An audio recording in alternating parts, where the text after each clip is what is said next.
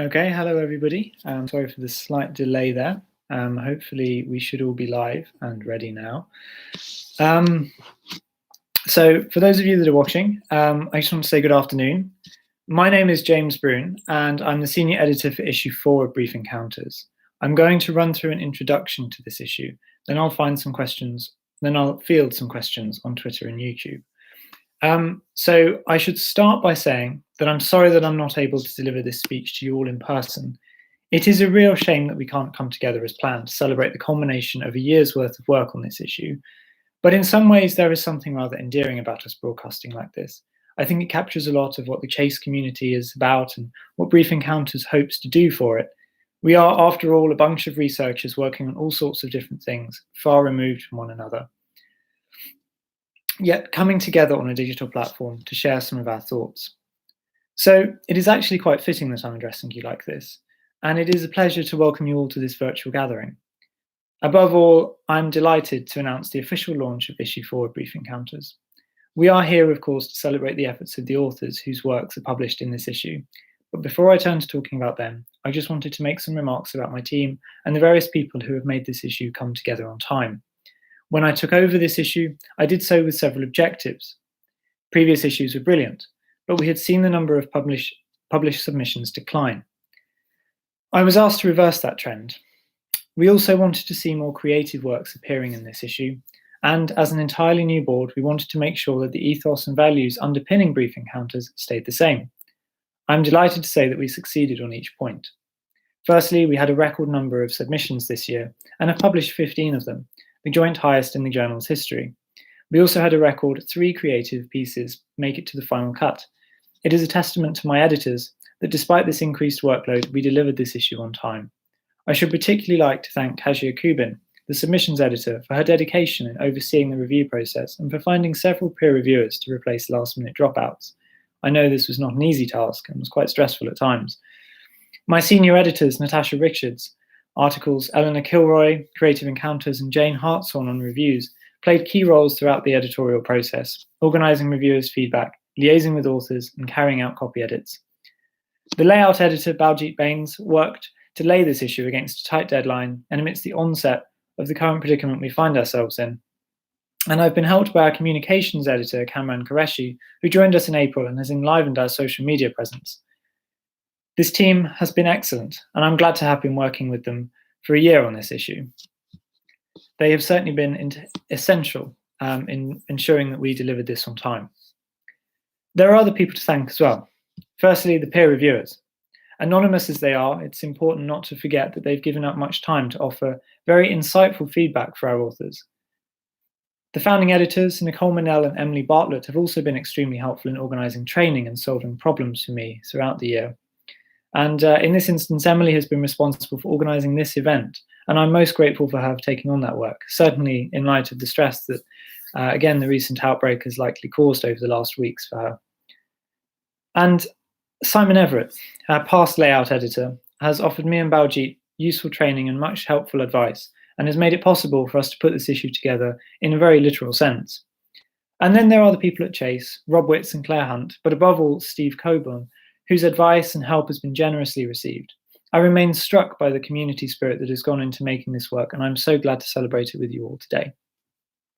Moving on to the issue itself, I believe that our commitments to the journal's ethos of interdisciplinarity and openness can be seen in the diversity of submissions we have received.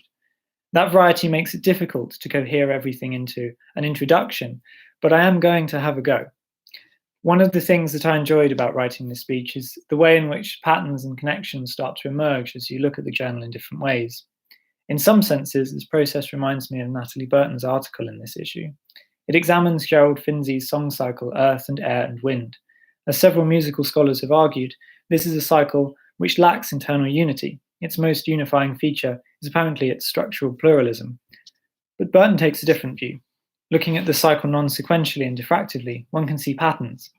This serves to remind us that shifting our perspective can offer new ways of seeing connections between apparently disparate things. That is a lesson that can be helpfully applied to reading this issue. Rearranging the articles and stepping back to look at the concepts they're discussing reveals a remarkable number of connections between them. For instance, the theme of state violence turns up in this issue in very different places. It appears in Karen Holmes's analysis of two stories from the genre of Afrofuturism, which Holmes argues provides a space for Black authors to imagine resistance to structural violence and racialized necropolitics, Achille Mbembe's term for the power to decide who lives and who dies. In her article, Emma Jacobs also explores state violence, but in a different context.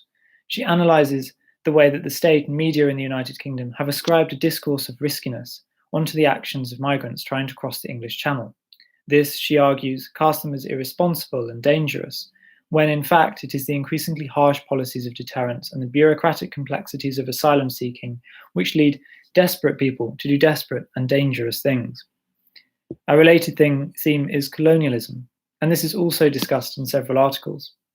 Munisa Sipas offers a compelling analysis and contextualization of Soni Lebu-Tanzi's novel A Life and a Half, a story set in a fictional African state run by a cannibalistic dictator.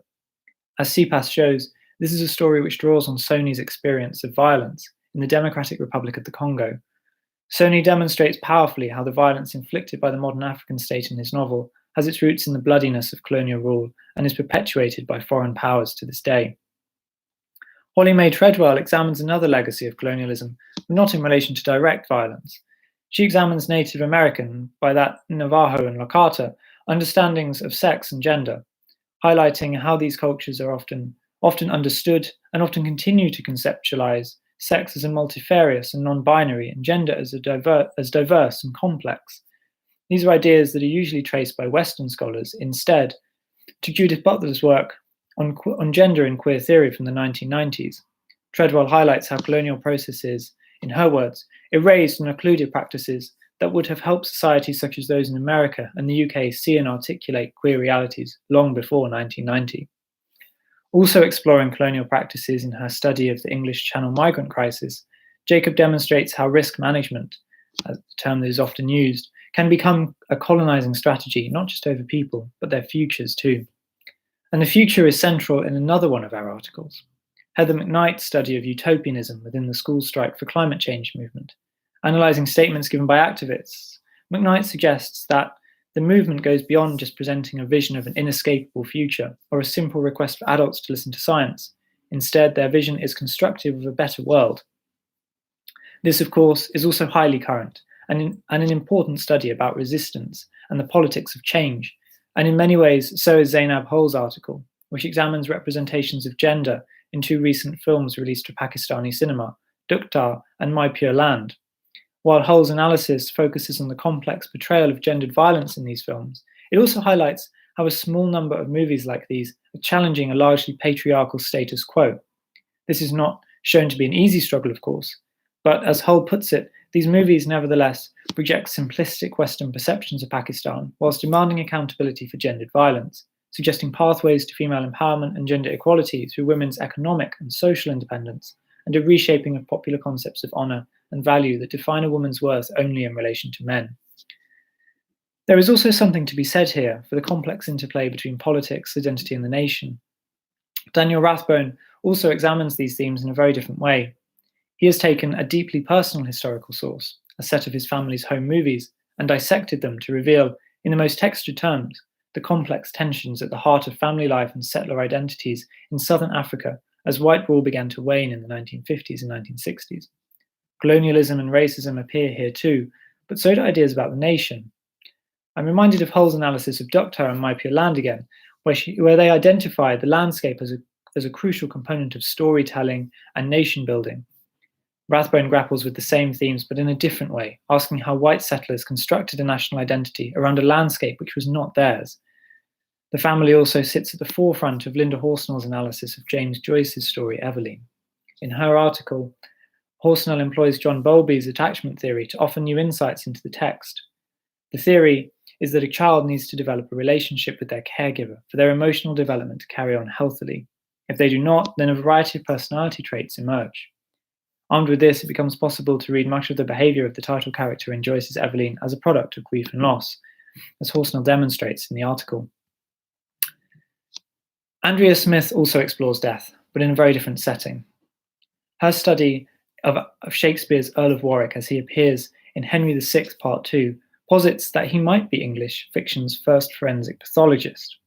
she convincingly demonstrates how Shakespeare had Warwick examine the battered corpse of the Duke of Gloucester, look for clues about his cause of death, and then pronounce that he had in fact met an unnatural end.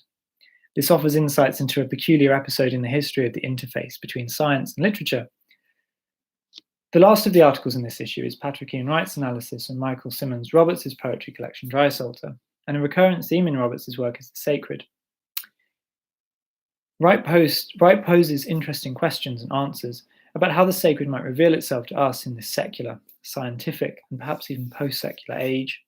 Wright argues that in Roberts' poetry, the sacred is dispersed, non-hierarchical, and immanent.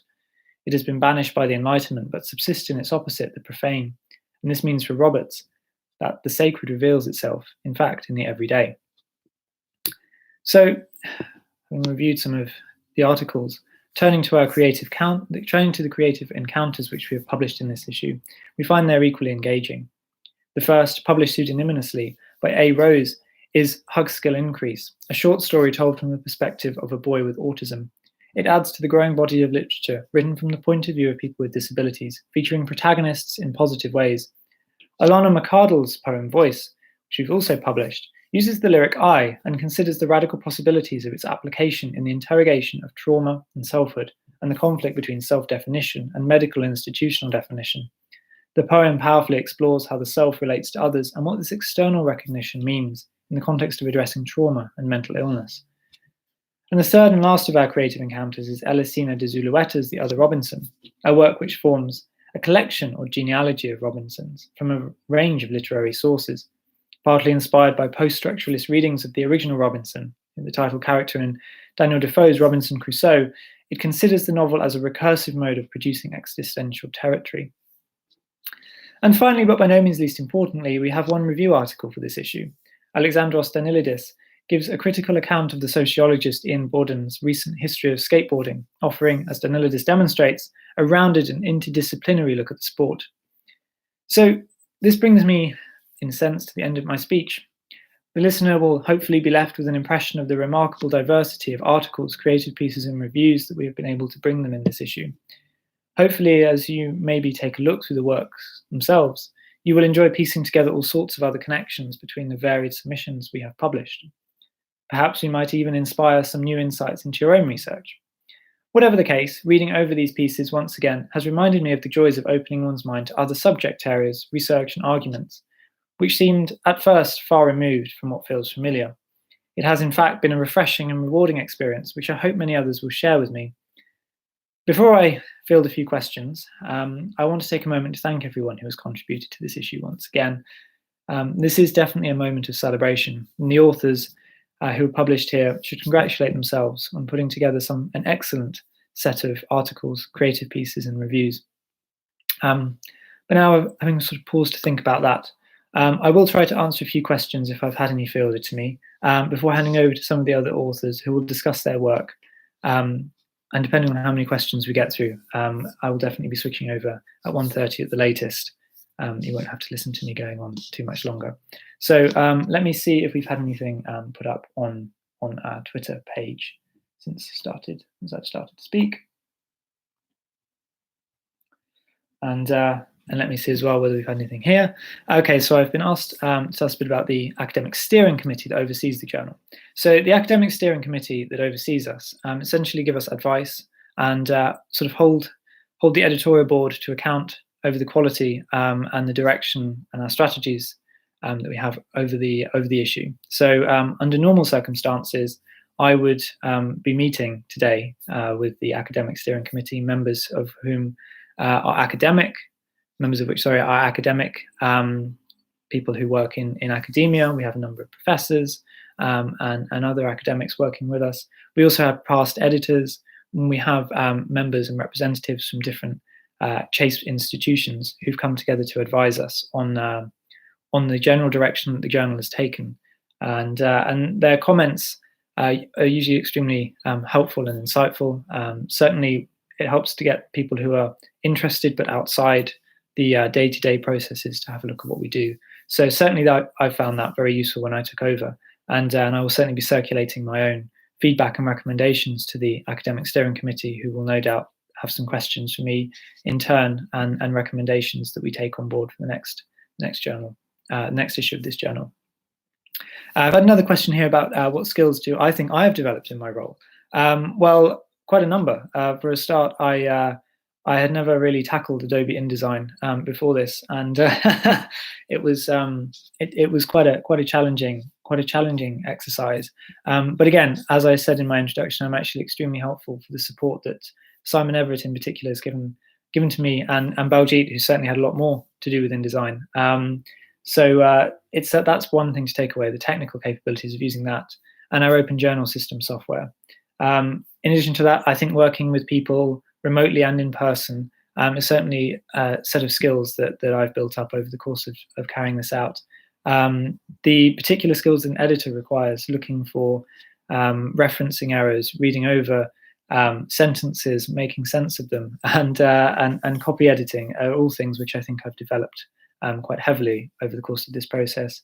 And I think above all as well, perhaps not so much a skill, but I think it's certainly helped me to integrate myself into the Chase community. It is quite disparate by its nature, and certainly I feel that having the chance to talk at 2 Encounters conferences, run events there, and meet people has certainly helped me to, I think, not necessarily raise my own profile, but certainly get to know people. And it's been quite nice to have people come up to me and ask me about brief encounters at those events. So that's certainly something that I've learned, certainly. And I know on top of this, I probably should mention as well that we have got a new board in place for issue 5, believe it or not. So unfortunately, the new senior editor, Sandy Balfour, can't join us today. He's otherwise engaged. And obviously it's been quite a chaotic period lately for everybody. But he's going to be taking over. He's based at University of East Anglia, and he has a team assembled who he's been in touch with, and I've helped him put together. And I have every confidence that going forward, the journal is going to go from strength to strength. And it'll be interesting to meet with him, no doubt virtually, given everything that's going on, and discussing a bit more about the future of the journal with him as well. So I wonder if we have any other questions. Here we go. Have we got anything else here? What have you enjoyed and what have I found most challenging? Okay, so I think I've already answered the first part of that question, what I've enjoyed, and I've probably answered both parts, but I think I can give some more insight into that here. I think the parts that I've enjoyed, as I say, are firstly working with people. My team has been excellent, and not just my team, but the peer reviewers, the people at Chase, and the authors themselves. This has been it's been a really interesting process, and I've found it thoroughly enjoyable to work with people. So I think that's something that, despite the fact that we're often working remotely, the people side of things is definitely something that I found very enjoyable. And actually seeing the issue come together over the last few weeks, that first look when you see things started to get laid, and you see the first exports of the PDFs, and it suddenly looks hopefully very professional. That's definitely something that I found really enjoyable. And obviously now launching, I think, is one of the most exciting things I think about my role. Challenging, however, is harder to answer, but I suppose challenging doesn't have to always be a negative thing. With the fact that, as I say, we're all remote, I think comes the increased consciousness of having to organize things. Lots of spreadsheets, as I'm sure my team can attest, have gone into this, and certainly Google Drive has helped. And making sure that everybody, not just my team, but the peer reviewers and the authors, are all moving at the same time. There's lots of different moving pieces. It's challenging, but I think it's something that, as we can see, we've delivered today. Hopefully, we've delivered today on time. So hopefully it worked. But that's definitely a challenge, but not one to be shied away from, and a really interesting part of the role. Certainly something, again, that I've learned about how to organize things when you're dealing with people so remotely. So can I say a little bit, as I've got another question here, can you say a little bit about the importance of the Creative Encounters section? It's great that you have so many. Oh, thank you. That's Masuda, our previous editor. Yes, thank you for that, Masuda. Yeah, so the Creative Encounters section is a unique part of what we do here. Most traditional journals, and again, we are trying to distance ourselves even in the article section, but a lot of traditional journals will have written content. So we will have you will typically see articles of 8 to 10,000 words. We are a bit shorter than that. You'll see reviews as well.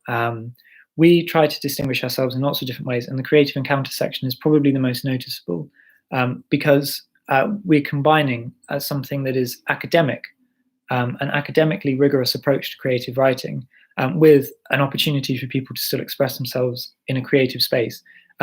We have this time focused on text-based creative work and exclusively, and that's only purely the result of what's come out of the editorial process. It's not a decision that we've made consciously, and we are obviously limited by the submissions that we've had.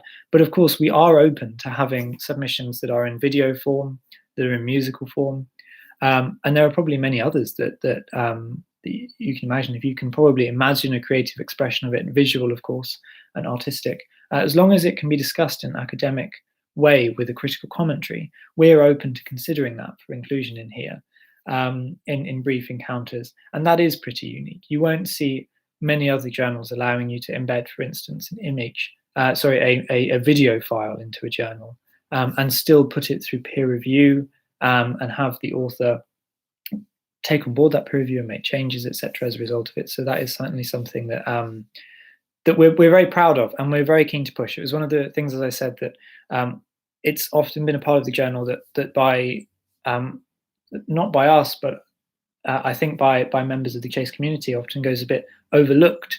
I think probably because people don't realise it's there, and we were really quite keen to push that this time. So I am glad we managed to get those 3 creative pieces go ahead, and yeah, I'm really happy with that. So I've got an answer here from somebody called Femu. I'm outside London. It's great that this event is online. Where can I get the journal, and how do I subscribe to receive it regularly? Well, we will post a link to our journal in the comments here for anybody that's interested.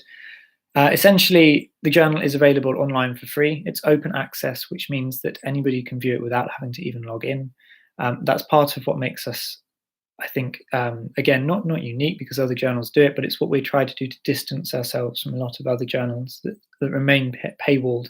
We want to share our information as widely as possible, and we see the open access element as a way of doing that. We issue the journal once a year. We tend to issue somewhere between 12 and 15 articles, creative pieces, reviews in that issue, and it is usually issued in spring. So that's how regularly you'll be able to go in and see new content. But as I say, they are academic works, some of them reasonably long. So I think hopefully you'll find yourself flicking through the pages virtually for some time yet, based around this issue. So I don't know whether I can't see any further questions coming up. I think I will end by sort of, so if anybody has anything else, please do shout out. You've got me for 5 more minutes. But as I say, it's perhaps I should maybe give a sense of what the editorial process is as well, in case. Oh, here we are. The cover image. You took the photo. The cover image was actually one that we found on the Creative Commons. So again, it's part of our commitment to the open access element of what we do. Is we're keen to use images. Obviously, I think one of the things going forward that we'd like to implement is having a system where we can have members of Chase perhaps submit to us, and that's something that I'm going to recommend to the next board, that perhaps they have a photo competition for the cover. But again, with this issue, we were quite looking to utilize at least a source that was open access and commits and has a commitment to those to that sort of ethos, and that's what we've tried to use here. So you'll find the full copyright information under the cover section on the journal's page. But yeah, I'm glad that you like the picture. It's we always try to go for something that's a little bit intriguing and sort of quite interesting to look at. I quite liked it. It's got the whole sort of Fibonacci thing going on. And oh, here we go. We have another question. What advice would you give to people hoping to submit to the next issue? And that's from Natasha, who's our articles editor for this issue. So my advice would be to I think to find something that really interests you. Think of something that is. I think when you're writing it, the key thing really, and one of the key things that's come out of this process actually, is that people tend to forget And it's perfectly understandable because we're all used to working on our PhDs and within our own subject areas. The Brief Encounters is an interdisciplinary journal, and we don't just mean that we publish works from all sorts of people. We actually want people to be making connections between works in subject areas that aren't perhaps areas they operate in, and bring that connection to their own research. So my key thing really is about trying to make it as clear to people that won't be experts in your field what your research is about and how it can be used by researchers operating in other fields. So as I've said, the key thing that really, if anything, unifies what we're trying to do here is essentially pick out specific case studies that are fascinating in themselves, but also use those case studies to interrogate questions and to interrogate concepts. So again, thinking about those themes here, we have Afrofuturism, but we're linking that here to state violence and colonialism, for instance. And once you start picking up those wider threads and you start linking your specific case study to something that is bigger, then other people working in other areas can pick up on it. And I think my key advice, therefore, would be to make your research as accessible as possible to people who might not necessarily be experts in your field. And I think that's probably the one thing that I would say to people. Always bear in mind that because I study history, there's a lot of things that I've learned through editing this about areas that I literally had never studied before, and it's very helpful when somebody outlines things to you as clearly as possible, as early as possible, and then makes those connections subtly, of course, makes those connections throughout to bigger concepts. So anyway, I'm going to round off now. Thank you so much for those questions. One last one here is Ephemera again. Deadline for the next issue. The next issue's deadline, it hasn't been set yet, but usually we have a call for papers that will operate across the springtime. For my issue, our initial deadline was mid-June, and then we extended it to the end of July. So the call for papers should be going live, I imagine. And again, everything's quite up in the air at the moment, but sometime over the next month or so. So keep an eye out on the Brief Encounters website and on our Twitter page and on Chase's website for updates about that. Anyway, thank you so much for the comments that you've had. And I will thank again the authors, my team, the peer reviewers, and everybody else, including people at Chase, and especially Steve, who's been involved, and Emily, of course, for organising this event, and everybody else that's been involved throughout this process. I do hope I've not missed anybody out, and if I have, I sincerely apologise. It has been a real pleasure working with you all, and I'd just like to congratulate again the authors on putting together and on producing such great articles, and my team for producing a journal that I think we can all be very proud of. So thank you very much, everybody, and I hope that you look forward to hearing from the other authors that we've got speaking today. You'll see the schedule is on our Twitter page. I won't take up your time much longer, and I'm really looking forward to hearing from them as well. So thank you very much for tuning in. Bye-bye.